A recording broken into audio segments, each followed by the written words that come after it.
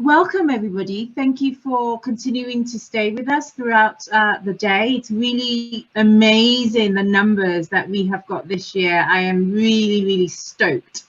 So I guess this is a time where we announce our in-training member poster prize results, of which you all have been participating.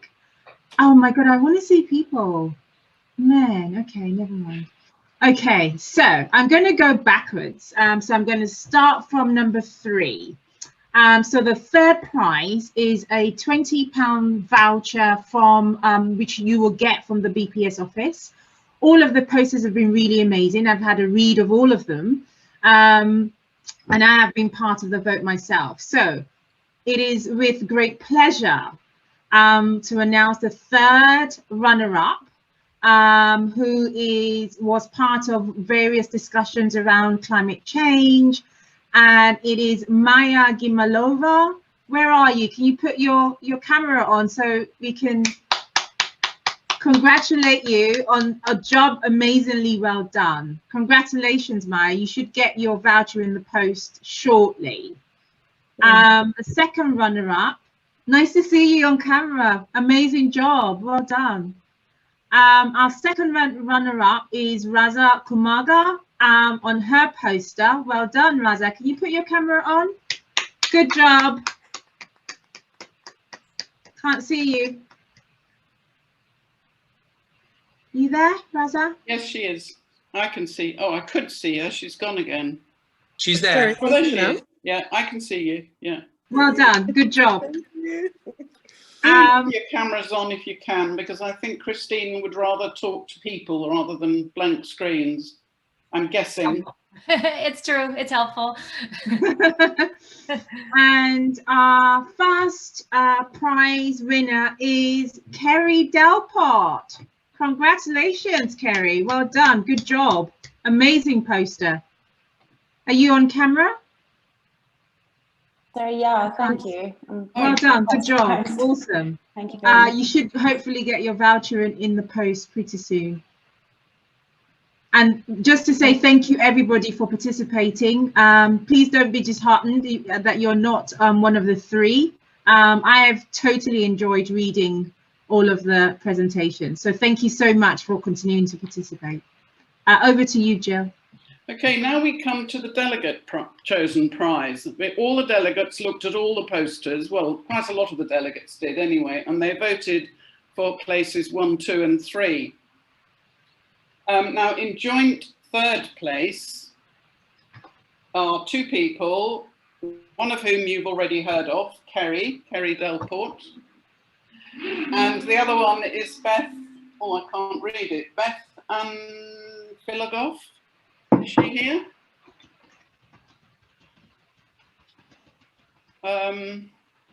Lauren, is Beth online? Anyway, if we can say well done to those 2 in third place. Sorry, Beth is not online. She's not, okay. In second place is Joseph Matthew. Is he online? Yes, he is. Yes. Well, I don't. He's Joseph Matthew. If you want to unmute, we can give you some applause. And in first place, there he's coming. Thank you. Yes, great. I can see it. Thank you so much. Lovely. Okay, well done. And in first place, and it's the first place prize that gets an actual first place person that gets an actual prize of a £50 token, and it is, drum roll please. Oh, I don't know how to say her name either. Raza Kumaga. She's already won 1 prize, I think. Where are you? I'm here. Oh, thank you so much. Awesome. Yay. Thank you. Awesome work. I was very pleased with the posters too. I thought they were great. And now we should probably introduce Christine and get on with the rest of the... Sorry, Jill, we just have one more presentation to go before we introduce our last keynote. Kosi, are you nearby? Yes. Thank you. We wanted to say thank you to Jill for the hard work and to the team. Apologies, we haven't got the whole team flowers, but we wanted to say thank you. Thank you, Jill, for your another help.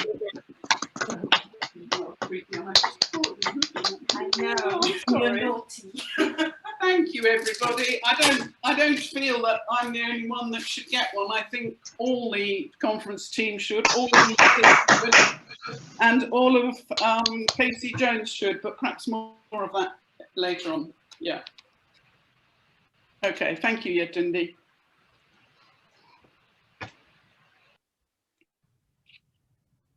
Yetundi? Oh. Over to you. Yeah. Okay, so we would like to introduce our last keynote talk by Christine Parrott, and she is going to. I'm going to let her introduce herself. I often find that that is the kind of the best way to go. Over to you, Christine. Great. Thank you so much. I'm going to try and share my screen here real quickly, and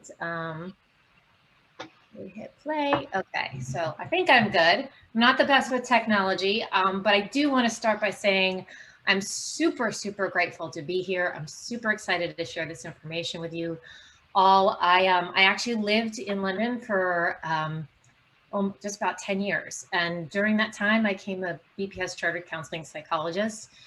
I have the fondest memories of being in the UK, so I am just super excited to be able to be here today. I really appreciate it. But back in the United States, I came back here. I also became a board certified coach. And I also consider myself to be a linktitioner, which is basically, I like to take the research that's out there, translate it from Jabberwocky into English so that I can then use it and tell people how that applies to practical steps. Because I think knowledge is wonderful, but translating that knowledge into practical steps can sometimes be a bit confusing and not really that straightforward. And I think that that's particularly true when it comes to technology. Because with technology, we really are in the midst of this epic experiment, right? Like, how will this technology shape us, shape our future generations? And the answer to that is just not really all that clear.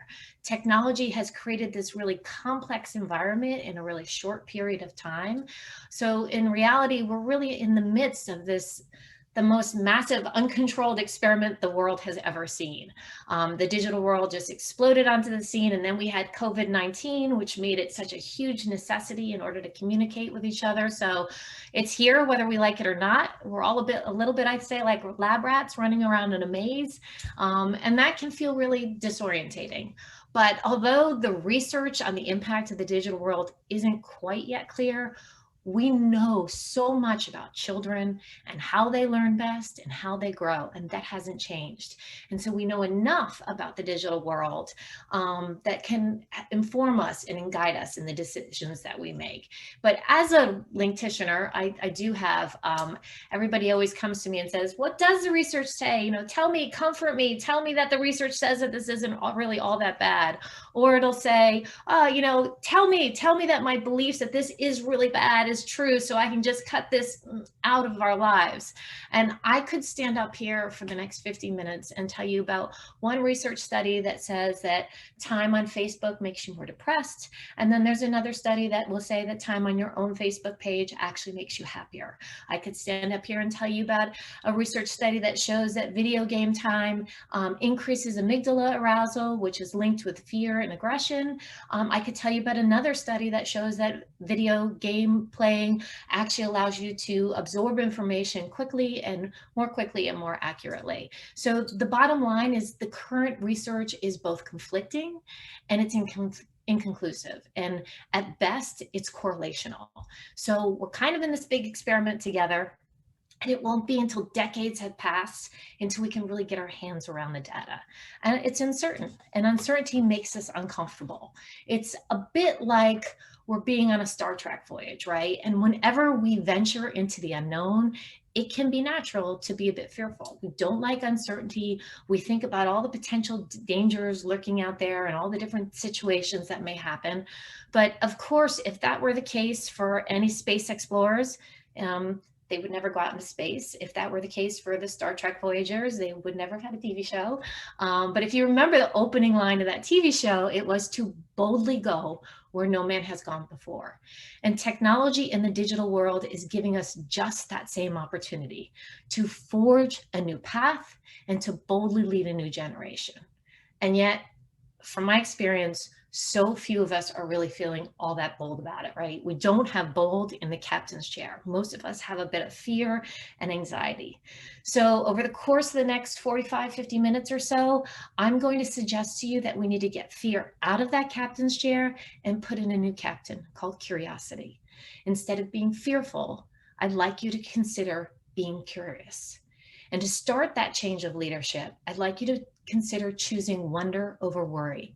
Instead of saying to yourself, I worry about this new world and the impact it's going to have on our future generations, just to start with, I wonder about this new world and the impact it will have on our future generations. And I'm hoping you can see how wonder leaves open the possibilities of both the good and the bad. Worry only invites the negative. Wonder makes the possibilities endless. So it's also a really excellent step in helping us to stay in the most beneficial part of our brains for new world navigation. Because to be a good captain, to make sound decisions, we want to be in the part of our brains that's capable of making good decisions. So I'm going to go over the brain just a little bit and talk about how decision-making is impacted. Obviously the brain is really complex, and I'm just going to be giving you a general understanding. But I really want to talk about this, and some of the information that I may be going over here, some of it you may already have learned, but I always feel like it's never a bad idea to go over it again. But I really want to apply this information about the brain specifically to the digital world and to technology, because it's really important to understand how fear, how anxiety impacts the brain and therefore impacts our decision making.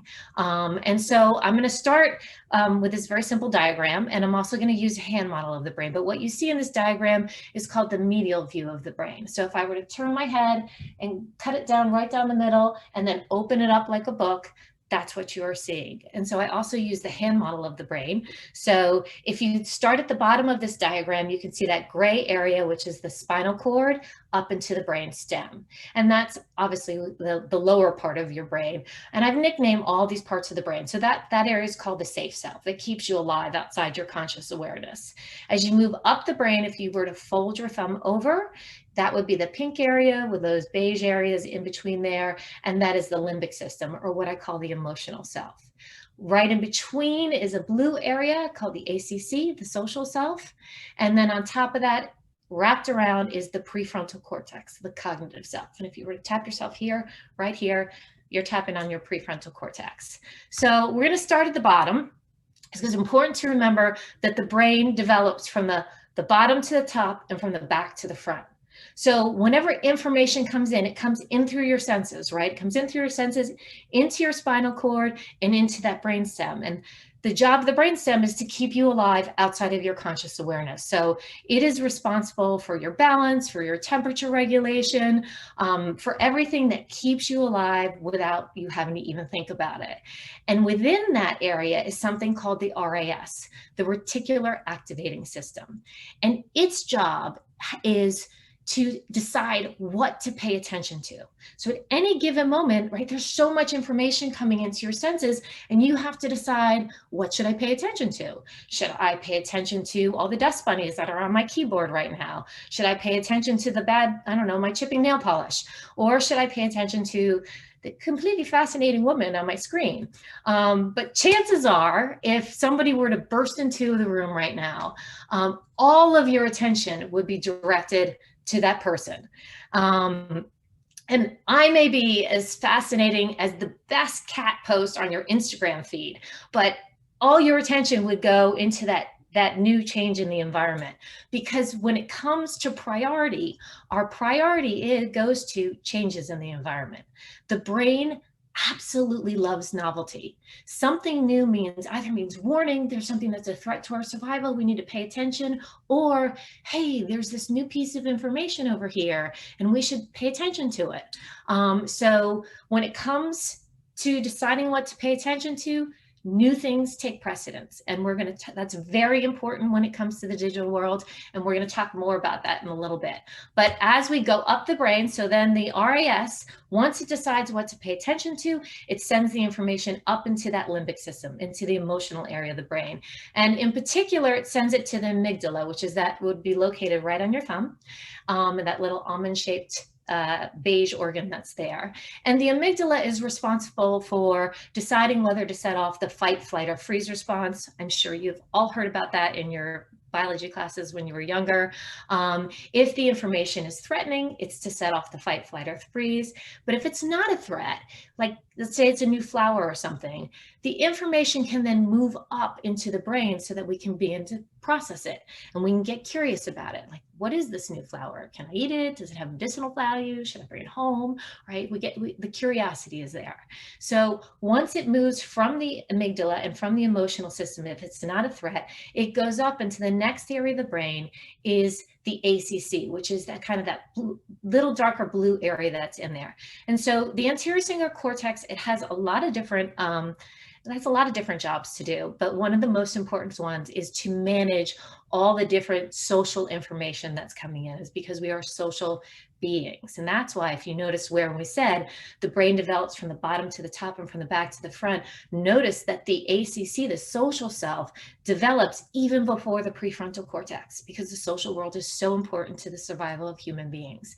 And if you are dealing with teens, if you are dealing with adolescents, the ACC is on fire during that time. That's when it's really starting to kick in and wire. And of course, we're going to talk about the implications of that as well in a little bit. But once it moves through the ACC, then it finally goes up into the prefrontal cortex.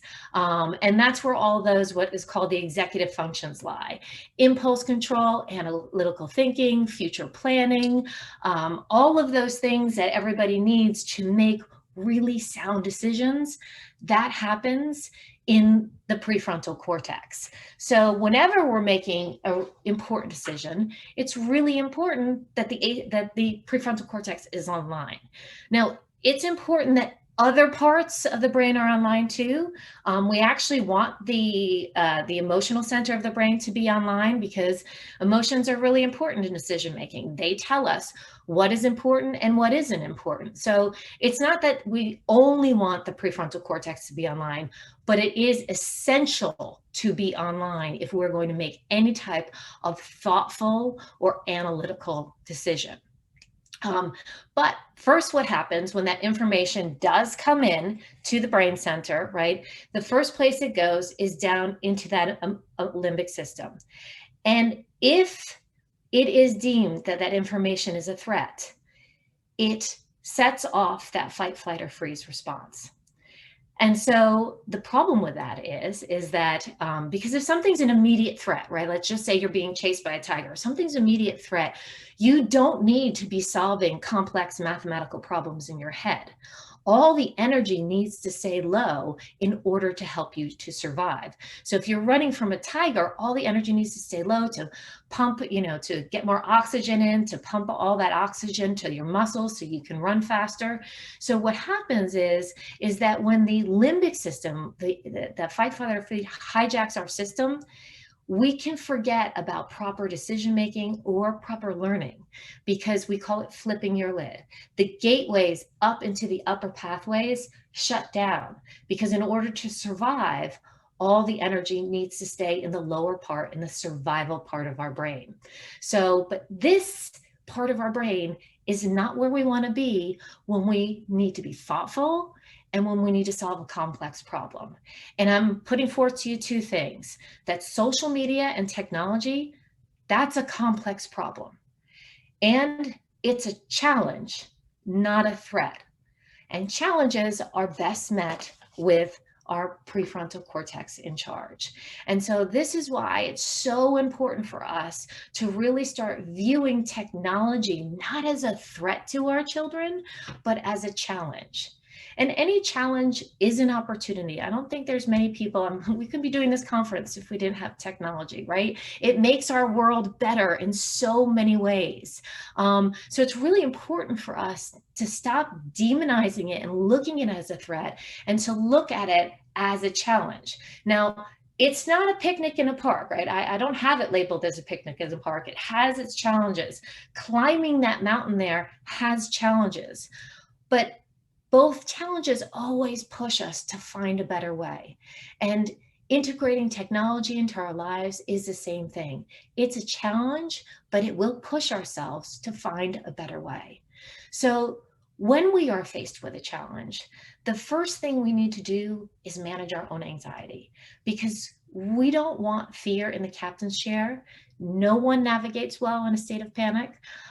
You don't want the captain of the Star Trek Voyager to be operating without his prefrontal cortex in charge when he decides to avoid black holes or solar flare-ups or gravitational pulls. And that is the same, that's truth for the black holes, the emotional flare-ups, and the time-sucking gravitational pulls that happen with technology. So the first step with ourselves and with our clients and the people that we serve, when it comes to technological issues or device use with ourselves, with our clients, with children, is just to turn off the alarm. None of it is a life-threatening emergency. None of it needs to be solved in a split second. Split-second emergencies, those are great for the lower area of our brain, but anything that is complex, anything that is a challenge, we need to handle with our prefrontal cortex in charge.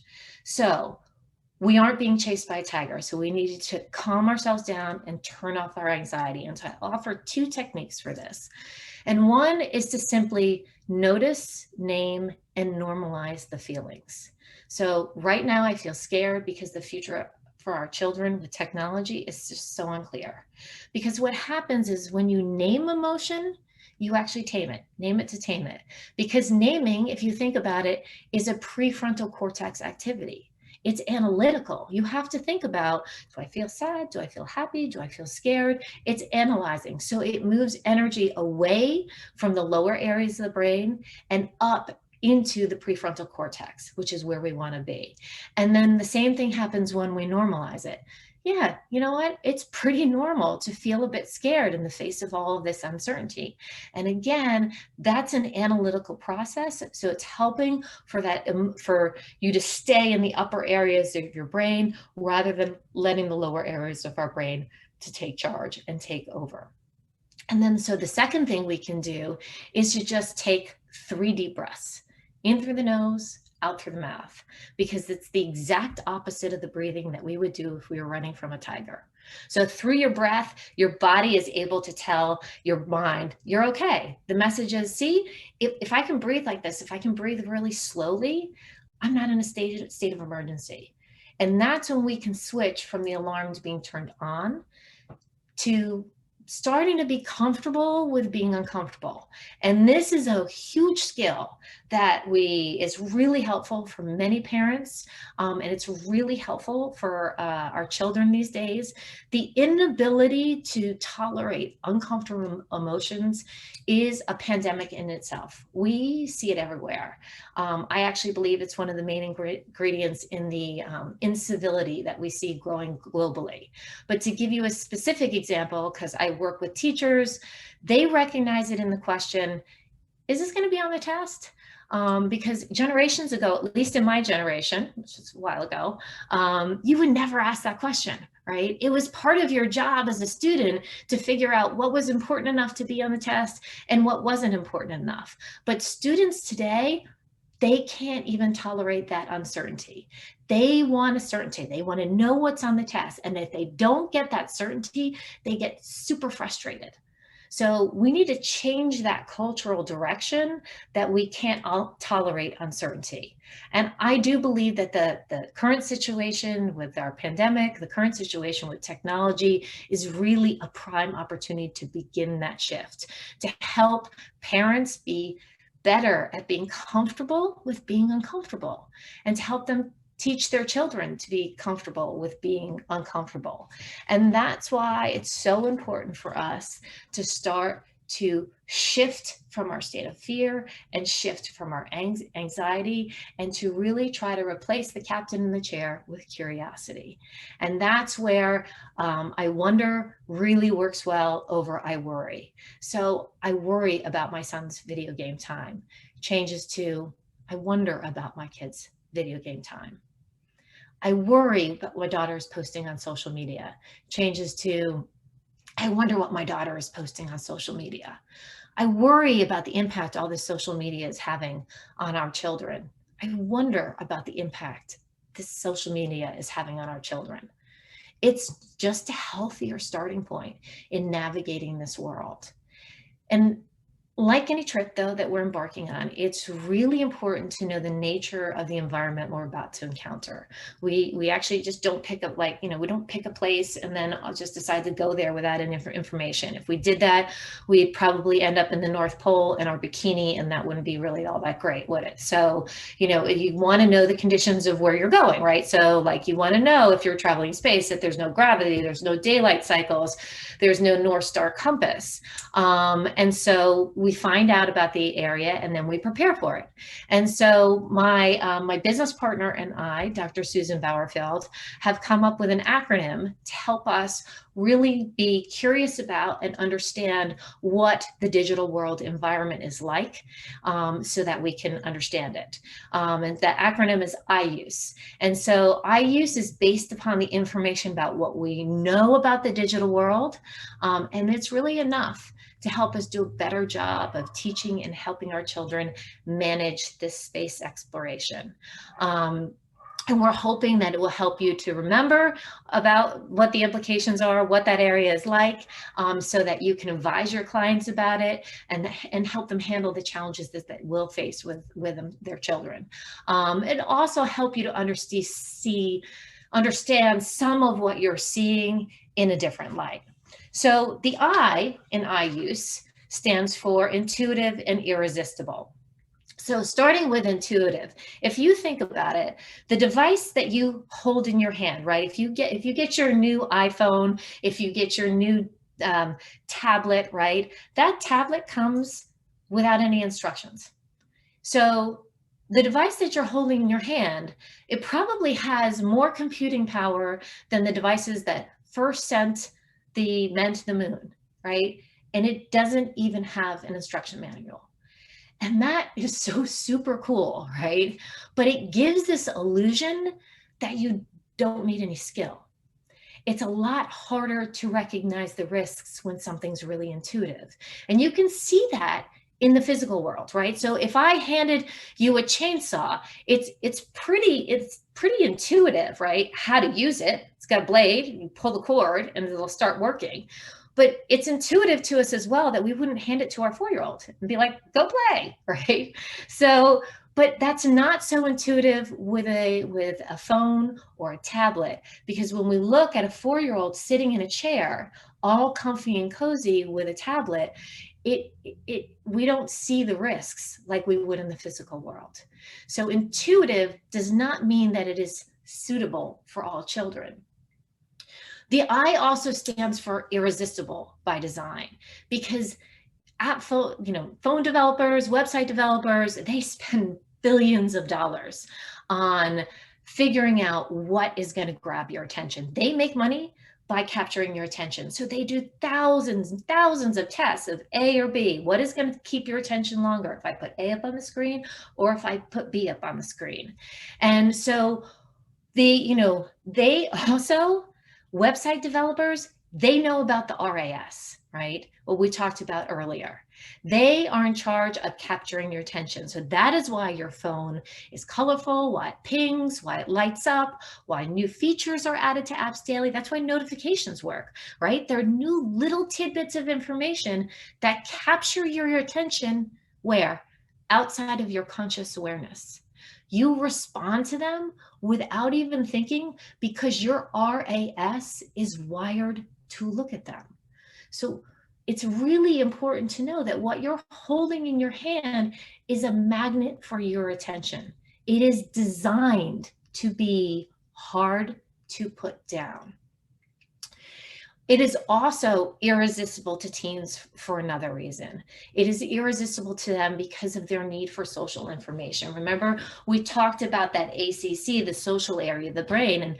And if you're working with young adolescents or teens, when they make that transition from focus on the family to focus on their friends, that's really the ACC coming online and starting to develop. Because if you think about it, the job of adolescence is to see if you can now go out and survive in the outside world. So you're taking in as much social information as you can. The ACC is wired to be seeking validation from the social world, right? So for instance, if you put an adult in an fMRI machine and you ask for what's called a direct appraisal, which is tell me what you think of yourself, the medial prefrontal cortex will light up. Now, if you put a teen in an fMRI machine and ask him the same question, the medial prefrontal cortex will light up, so will the dorsal medial prefrontal cortex, which means that they're thinking about what you think of them to tell you what you think that they think of themselves. So this is why the power of the like is so much more for teens than it is for adults. I mean, how many adults are like, I just don't get it. I don't get, who cares if 200 strangers like your photo? Why is that important to you? I don't get it. Because an adult's brain is not seeking every bit of social information that it can from other people about itself. An adolescent's brain is doing that. It's also why if you ask an adolescent if they would rather permanently lose a limb or permanently lose their phone, and this is research that has been done, many of them will choose permanently losing their limb.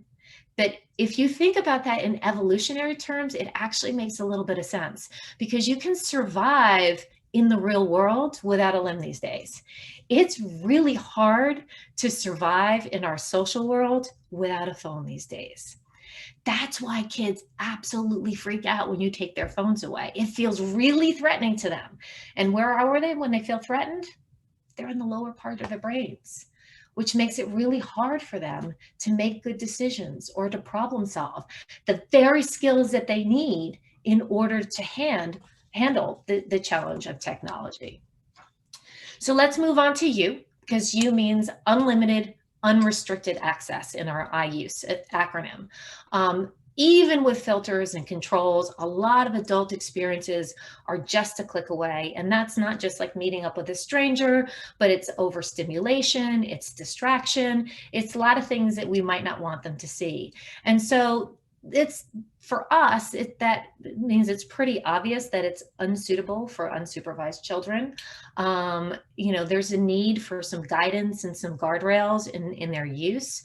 I mean, if you think about if you wanted your child to travel from one country to another country, you wouldn't just hand them a passport and be like, go ahead, good luck getting there, right? We have guidelines for that. We take them from the air, you know, we drive them in the car to the airport, we get there, we walk them to the gate, there's a gate agent and then takes over for us. Then on the airplane, there's somebody that supervises, a flight attendant on the airplane helps them out, and the process is reversed as they leave, right? So they can handle that travel experience if there is somebody along the way to guide them and help them out. And that is the same thing for parents of younger kids. It's not that they can't use digital devices, but it's really important that their time is supervised, which is why S stands for skill and supervision required. And by the way, this supervision, it includes us. We need to supervise our own use, to be in charge of our attention, because it's not just kids who get lost in the digital world. We do too, quite often, because it's a magnet for our attention. But children have really lagging skills in this. And that's why we need to be more active supervisors and teach them how to develop and internalize their skills. They need executive functioning skills, which are those things like impulse control, analytical thinking, future planning, problem solving. But executive functioning skills they're really complex and they're slow to mature. This is why really young children will have temper tantrums or they marker the walls. It's why adolescents have inconsistent executive functioning skills. So that is why, the smartest kid in the class may do something really stupid on a dare, like jump off a cliff. Their brains are literally under construction, and we are handing them devices that require a fully operating deck, so to speak, and they're not dealing with a full deck. And that's the bad news, because that really puts them at risk for risky decisions.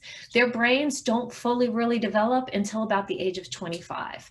That's the bad news. The good news is, because the brain is developing and because it is wiring right now, we actually have the opportunity to wire positive, appropriate habits right into their brains. So if we start to exercise that prefrontal cortex in relationship to technology, we can really help them to develop lifelong skills that will help them manage technology, and will help them with the last part of E, which is empty of everything that the body needs. There's nothing in the digital world, except for maybe like a shot of dopamine every once in a while when that ping goes off on your phone. There's nothing that the body derives any benefit from, right? You can't eat, you can't drink, you can't relieve yourself, you can't sleep, you can't procreate yet in the digital world, right? So the body doesn't get anything in there. But the benefits for the body in the physical world are a lot harder, and they take more time than the quick, easy, fun pace of the digital world. The digital world is really appealing because you get a lot of excitement really quickly. Which that means that we need to really start placing a priority on taking care of our bodies.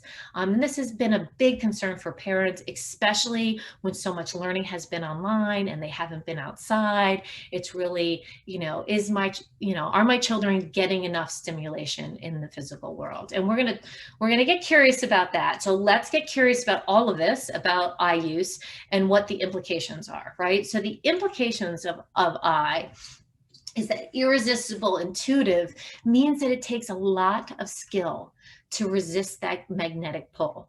Your phone is designed a little bit like a lot like a slot machine, which is intermittent reinforcement, which is the strongest way to produce a behavior and the hardest to extinguish. I don't know if I remember your psych classes when you were younger, but rats will actually hit a bar to death, right? They will kill themselves tapping a bar if they are trained on intermittent reinforcement. So it's really hard to extinguish.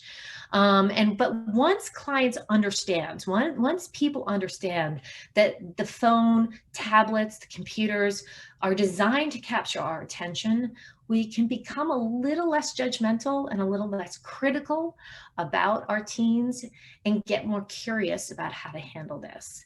And actually interesting, one way that's really helpful is, teens don't like to be controlled at all. So once you present this to them, and once you let them know that there are big tech companies out there designing these phones to capture their attention so that they are not in control of themselves, so that the phone is in control of them, they don't like that. But the way that you present it cannot be demonizing the phone or shaming the kids about their use. It has to be presented as information that is saying, hey, we just want you to know this is what's going on, and we want you to be in control of your use of the phone, not to have the phone be in control of you. So the support is there. The focus is on the teen and not on demonizing the phone. And so, which comes to, because it's irresistible, because it's intuitive, and because of this unrestricted, unlimited access, we need to be really proactive and strategic in our approach. This means that parents of young kids need to be more mindful of what their children are doing. We have a lot of parents that will say this, but I don't get it. I don't get their video games. I don't get TikTok. I mean, none of that really interests me. And, our response is always like, okay, wait a minute. Did you really want to play Barbies with them? Did you want to have tea with teddy bears? Did you want to play Legos when they were little? And they're like, No, but I did it because it was good for their growth. And that is, there's no difference with the digital world, right? We need to be with our young children and to teach them and learn and guide them as they grow. For older kids, because it has to be different for the older kids than it is for the younger kids, you know, we can't rely solely on monitoring and restrictions. Kids know how to work around them. They do. I work with schools. I have a lot of stories about how skilled they are. They're really, really clever. So if we're going to be putting in controls, that needs to actually be a conversation and a negotiation process. That not lectures, but understanding and having conversations about what unlimited, unrestricted use means, what they are seeing and what they could be exposed to that you might not want. In particular, this means that parents need to be a little bit more proactive about having the hard conversations, such as pornography. We actually know from the research that a lot of kids are using porn as a way to find out about sex. That's the bad news. The good news is that we also know from the research that in 2015, 14 to 19-year-olds were less likely to be having sex, more likely to be using a condom than they were in 1988. So that's good. So it's not creating like this bunch of sexually irresponsible hedonists. But what it is doing is the expectations about sex have become skewed because the messages about what sex is in pornography is very conflicting. So this is why parents have to have a conversation about how pornography depicts relationships, women, sex, violence. That's really important for a family to have. But those conversations, they have to happen before something bad happens. They have to be part of the normal conversations that family have in their households before they're going into the digital world. So those types of conversations are really what will help them to navigate this environment, and so will the development of skills. And I'm going to use an analogy here for the development of skills about crossing a role. I heard it somewhere. I wish I could give credit where credit is due to where this analogy came from. It's not mine, but I think it really helps to illustrate this point of skill building. So when you think about how you teach a child to cross a road, when they're an infant, right, they're in that carrier on your chest and their feet don't even touch the ground. And then as they become a toddler, you have like a death-like grip on their hand as you cross the road. And then as they get a little bit older, you start talking them through the process, right? You go, oh, you look right, you look left, you look right again, right? And then, oh, what does this light up there say? And then as they get older, you're like, do you think it's safe? What do you tell me? Should we go? And then at some point in time, you let them lead the way. And then at some other point in time, you let them cross the road on their own. You didn't go to your next door neighbor and say, tell me, when exactly did you let your child cross the road for the first time? You didn't do that, because what you did is you observed your child and you figured out whether or not they had the skills required to cross the road. And that is the same thing with digital device use. The goal is the same. We want responsible, effective self-regulation and autonomy. So we need to see some of the skills, those executive functioning skills, we need to see them in the physical world before they're able to go into the digital world on their own. So this is really important, that we're watching for those skills. What do we see in the physical world? And if they're starting to demonstrate some of that, then we can start them looking into having their own phone or their devices. But prior to having a phone and after, they're still going to need instruction in this area. Without exposure and without practice, though, we're setting them up for failure. So that unfortunately means that, I know there's a whole movement of like, there's some people that are like, never technology, not until they're 25 and out of my house. They're not then getting the exposure and the guided practice that they need in order to develop the skills that they need in there. Because skills are best learned through this. They're learned through a combination of direct instruction and guidance. So, oh, wow, pop-up just came up on my screen. That is designed to capture my attention and move it away from what I want. I'm not going to click on that. I'm going to exit out. Being around others who consistently engage in good habits. So if you don't want your children to be talking on their phones when they're at the table, we cannot have our phones at the table. If we don't want them on their phones in the car with us when they pick them up from school, we shouldn't be on our phone when they enter the car as they get into the school. They really look to us as models for their behavior. Positive reinforcement for successful performances. This is a tricky one because it doesn't happen all that often with families. So, hey, I noticed that, you had to turn off your game in order to get to dinner on time tonight. And I really appreciate that you did that. That is something that they really love hearing, and it's really helpful in their development of skills. And then also helpful feedback for when a performance falls short. So a lot of time there's punishment that happens. And we're going to talk more about this in a bit, but for here, it's the issue with punishment is it tells them what not to do, but they really need helpful feedback about what to do. So, oh God, I didn't get a good night's sleep last night. I was on my phone. Well, gosh, I'm curious about that. What do you think would be helpful so that doesn't happen again? What do you think are some of the things that we can do? And really talk about then maybe turning off the phone, not keeping it by the bed, putting it in a different room, but helping them to determine what will make things better the next time something doesn't go well. And then of course, practice. That is how we learn a skill. So they need to be able to practice. And the skills that they need are the executive function skills, this impulse control, decision-making, future planning. Those are the SEL skills that you hear so much about. So really supporting these type of skill development in these type of programs in your schools is really, really important, because if you think about it, technology, even in schools, is taking time away from learning in the physical world. And these skills, they're best learned in the physical world. Why? Because the digital world is designed to override them. So it's really hard to learn them in there because it's going to override them. So you need to learn them first before you go in. So for example, impulse control, right? That irresistible by design is going to make people click before they think, right? And so this is why it's really important for us to build impulse control in the physical world. And we can build that. This is really into simple waiting things, simple to things in families like, waiting to start to eat until everybody has been served their meal.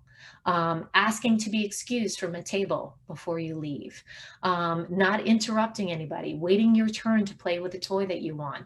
Any behavior that delays doing what you want to do immediately. And those little things, they used to happen in families all the time. And I'm probably going to sound, like of a different generation. And why are they important? They're important because it's not necessarily that you have the permission to leave the table because I'm your mother or father. It's actually the development of a skill that makes putting off what you want to do and waiting, that is skill development. And that's what it's designed to do. If you're treating children in your offices, you can do the same thing, especially with COVID-19. You can be like, you need to go wash your hands before you can knock on my door. Or when you sit down in my office, I need you to take 3 deep breaths before we start.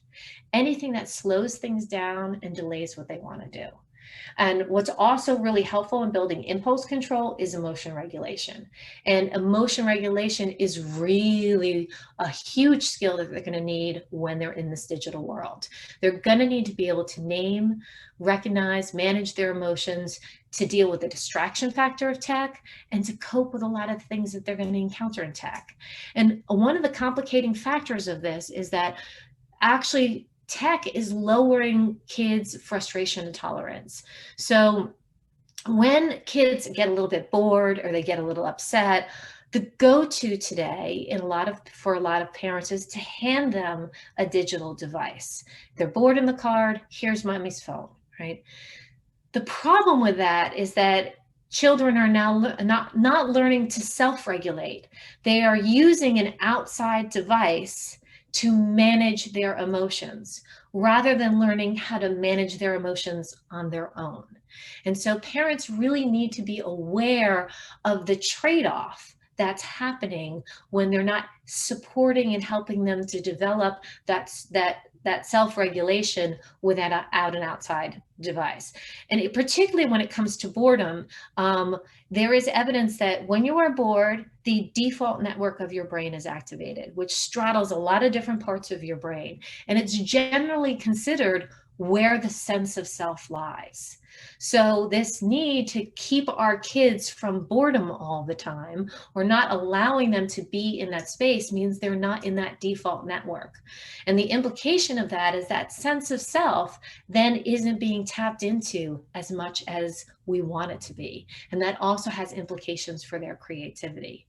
So this decrease in our ability to manage and regulate our emotions, I do believe it's contributed to the current cultural space that we're in, where strong emotions are now being perceived as dangerous, right? They're strong emotion, it's dangerous. So now we have, the focus now has become on changing the external environment, such as safe spaces, rather than helping manage the internal environment. And I'm not saying we can't have safe spaces, but we need to do both. Individuals need to learn how to manage that inner environment, because feeling threatened is different than feeling uncomfortable. Life has a lot of moments of uncertainty, many moments of unknowing, and kids need to be able to tolerate that. Feeling uncomfortable is a part of life. Indeed, it's a big part of learning. That space and that frustration when you don't know how to do something and you're struggling to find it, that's uncomfortable, right? And you need to be able to sit through that in order to learn. So kids need to start being able to manage their uncomfortable feelings, to be able to manage their frustration. The goal is not the elimination of anxiety, but the confidence that they can handle that, and that they know just because something is making them anxious doesn't mean it's a threat. Because if it's threatening, they're then in the lower areas of the brain. And we're not very good at making the decisions when we're in that threatening area of the brain. And technology requires that we make thoughtful decisions about when and where we use it, how we're using it, why we're using it. And that decision making, that's a prefrontal cortex activity, right? So we want our youth to be exercising their brains around the decisions about technology. We want them to be thoughtful about it, which is why family discussions and negotiations around device use are really important. Not just handing down directives like that, this is what we're going to do, but really going over what works, what doesn't, in conjunction with, this is our family goals and our values. Having those type of conversations, that's a prefrontal cortex activity. Revising plans when they don't go well and negotiating them, that's a prefrontal cortex activity. And because the brain is wiring, these types of conversations, when they have to get curious, when they have to think about, well, what works and what doesn't work, and what do I want, and what'll help with what mom wants, that's helping them to develop their decision-making process. So directives don't do that. When I tell you X, Y, and Z is the rules in the family, they haven't fired any neurons in their brain. But if we start having conversations about, well, what do you think? And what's important to you? But this is important to me. How do you think we can work this out in our family? That conversation, that builds the skills that they need, that decision-making and that critical thinking. And they really need to be critical also about what they are seeing and what they are reading when they are in that digital world, right? Because we know misinformation is absolutely being spread on the internet. And it's done through 6 different techniques: through impersonation, through conspiracy, through polarization, discrediting, trolling, and demotion, right? So the more emotion evoking a post or article is, the more likely is going to be shared. And people who are spreading misinformation, they know that. So they purposely put in information that is meant to make you outraged, to evoke outrage. But if you know that, right, and you now have emotion regulation because we've taught you that skill outside of the digital world. Then you have those critical thinking skills, you're in a much better place not to share that misinformation, and the misinformation is much less likely to spread. And of course, decision making also helps us with the last part of I use, which is E. We really need to place a priority on taking care of physical needs. So it's up to parents, it's up to schools to really send this message. Too much homework, too little recess time, no meditation time, that all sends the message that brain needs take priority over body needs, when I think all of us here know that they're part and parcel of the same thing.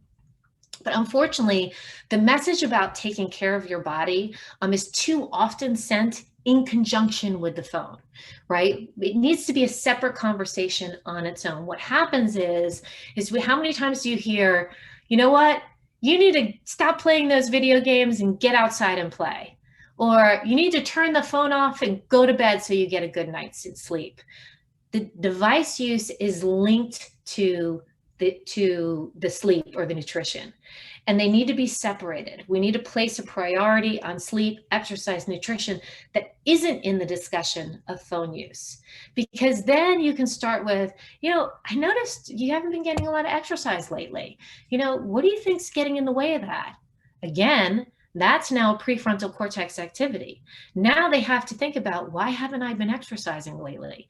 And if they come up with, you know what, I have just been on my game so much better for them to come up with it and understand it than for you to demonize the phone, connecting it that way. You know, how do you think we could change the balance? Is helping them to really think critically about the situation. And what you're not doing is demonizing the phone. What you're doing is you're having a conversation about, these are the priorities in our life: our nutrition, our exercise, our sleep, taking care of our physical bodies. So I know that has been a big thing for parents in the age of COVID-19. Everybody with so much screen time, as you know, everything has been virtual. So many parents are asking these questions, you know, are my kids okay? What's the impact? And this comes from childmind.org. But if we just think about it, we don't have any amount of certainty over what the long-term impact will be, but we do know, you know, generally what's good for children and their health. So if we can ask the questions, is my child sleeping enough and eating a somewhat balanced diet? Are they getting some form of exercise every day? Are they spending quality time with their family? Do they use screens to keep in touch with friends? Are they invested in school and keeping up with their homework? And if the answers to that are yes, take a deep breath, and we can just stay with our curiosity, wonder over worry, right? Because that's enough. They're learning and growing. And don't forget, though, to expect bumps along the road, because integrating tech into our life, it's a challenge, and challenges have setbacks. And given the irresistible nature, we're gonna expect that kids are going to click before they think. So we have to be really careful not to click before we think, which means we have to be careful that we don't react, that we respond really thoughtfully and with compassion when kids make mistakes, and view it as, and really think, get curious, what skill was lacking here? It's not what character aspect was lacking here, what skill was lacking here. And so you can then view it as an opportunity to make a connection with your child, and for the child to learn the skills that they're going to need in order not to repeat the mistake. Remember, one of the ways that we learn skills is through constructive feedback. So when a mistake happens, exploring it with that curiosity, it's really critical in navigating the situation. So that's why I always say, be curious, not furious, right? Like, be a detective and help them unpack everything that happened in a manner that's sending them the message, you know what? I'm really trying to help you be a better version of yourself, and I'm going to help you to develop the skill so this doesn't happen in the future.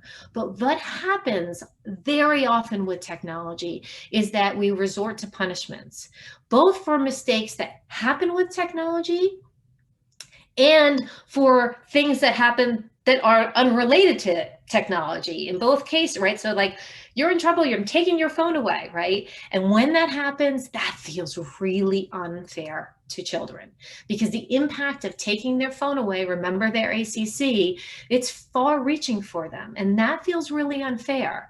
So I want to talk to you about unfairness. I want to just show you how it impacts the brain, because things that are unfair are read in the brain as being a threat to our survival. Right? And they cause us to react that way. And again, things that are perceived as unfair, I'm not saying that people are acting unfair, but we have to understand how the perception, right? So I'm going to show you the CERT video, and I'm going to set it up for you guys. We tested the sound before, and I think you guys are going to be able to hear it, but just in case you don't, just to set this up for you, this is an experiment where these monkeys have been trained to give a rock for a piece of food. And so grapes for monkeys are apparently like a big piece of chocolate cake, and cucumbers are apparently like getting cucumber. So we'll just watch the video, it's real short, and then I'll continue. And then she sees the other one getting grape, and you will see what happens. So she gives a rock to us, that's the task. And we give her a piece of cucumber and she eats it. The other one needs to give a rock to us. And that's what she does. And she gets a grape. And she eats it. The other one sees that. She gives a rock to us now, gets again cucumber.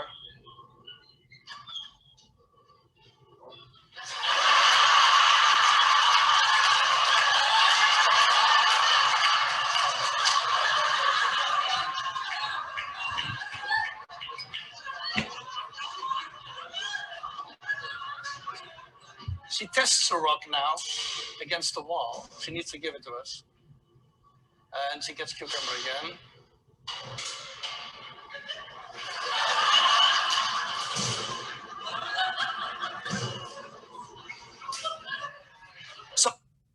All right, so there you see, I love that. I love that when he rattles the cage, it just shows you the frustration that's there, because unfairness, it hits the brain hard. And unfortunately, it hits the lower part of the brain, which means that those pathways that are needed for thoughtful conversations and decision-making, they're what we call flipping the lid. They're shut down. So when we or parents or the clients we serve, when any of them behave in ways that are perceived as being unfair, the parts of the brain that we want to be developing and the parts of the brain that we want to be communicating with, that they're likely to be disengaged.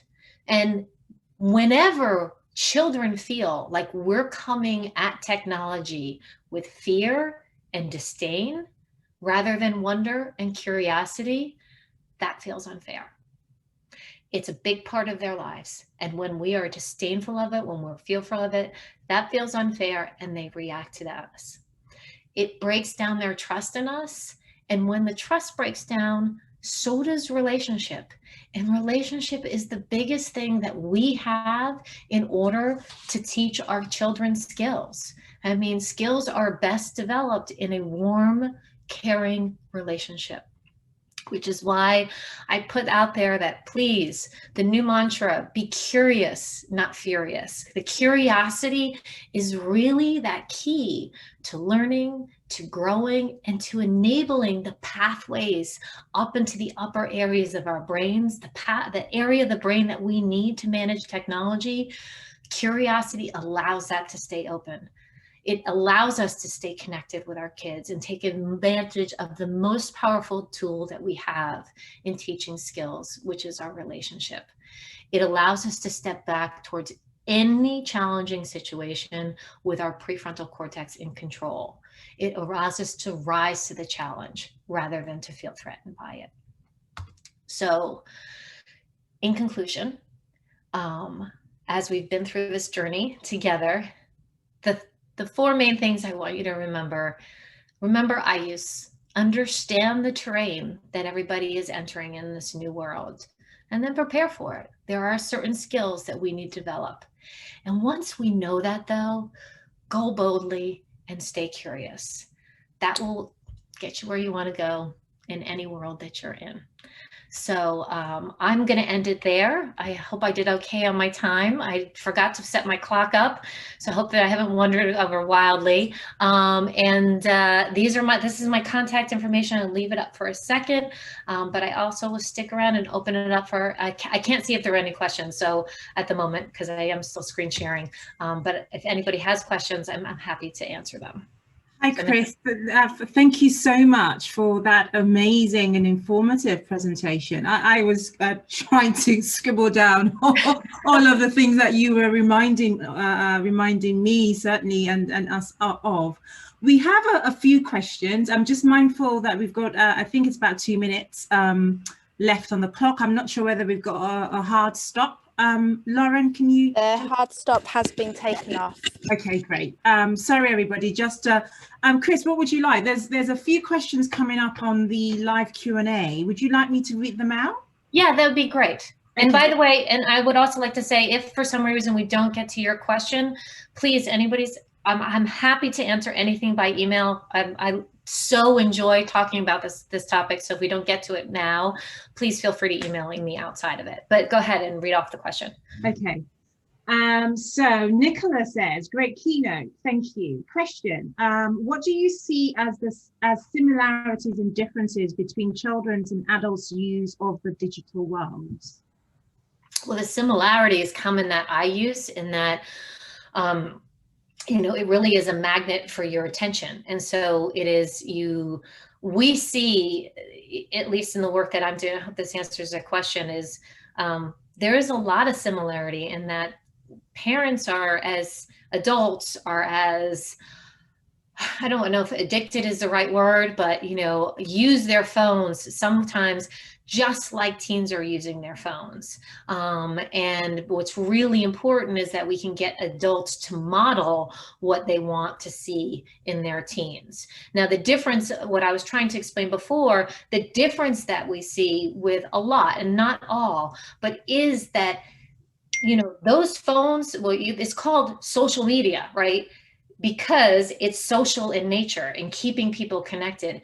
And what's really, really difficult for teens is because their ACC is on fire, they are much more driven to stay on and to be in that irresistible nature of the phone because of that desire for social feedback. I'm not saying that adults don't have that, but the increase that, because the brain is seeking social information for a teen, the pull tends to be stronger for them, which makes it more difficult for them to put it down. And I think that that's actually really critical in understanding their use. I think, it's sort of like, oh, all right, put your phone down already. I told you, and to have a bit of compassion that they have a part of their brain additional to an adult that's driving them to use that phone, to use social media.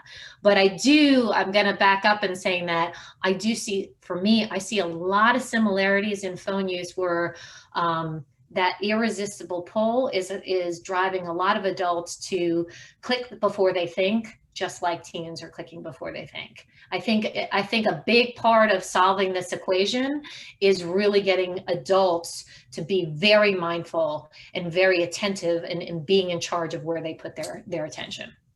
Thank you, Chris.